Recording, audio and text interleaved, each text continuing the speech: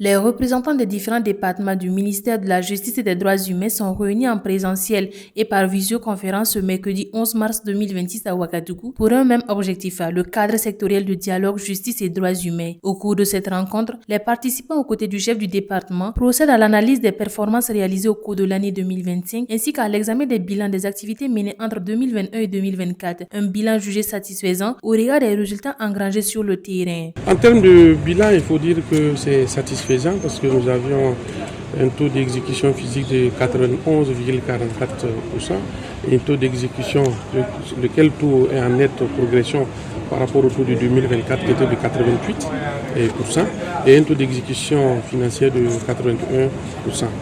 En termes de grandes réalisations, comme vous l'avez constaté, il s'est agi pour le secteur de la justice et des droits humains de contribuer aux efforts de reconquête de notre territoire par la réinstallation des services judiciaires dans les zones libérées.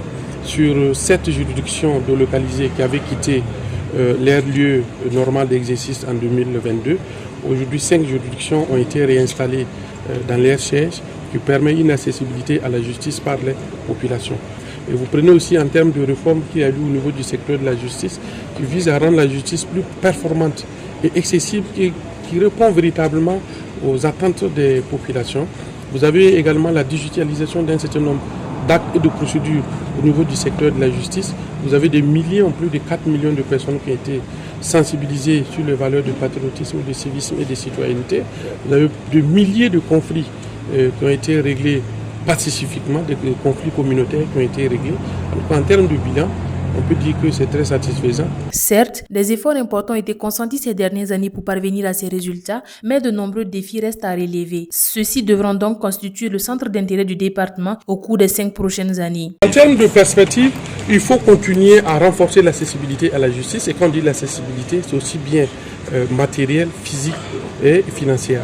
Il faut continuer à accélérer la performance de notre justice en termes de diligence, en termes d'actes de célérité dans les traitements des affaires. Il faut continuer bien entendu à lutter contre l'impunité et à lutter en tout cas contre les détournements pour améliorer la gouvernance. Ces derniers temps, vous avez assisté à un certain nombre de procès dans ce sens. Il faut également continuer la digitalisation des actes et procédures judiciaires pour alléger la souffrance des populations. Il faut bien entendu cette année 2026 être l'année d'opérationnalisation de la justice coutumière et traditionnelle.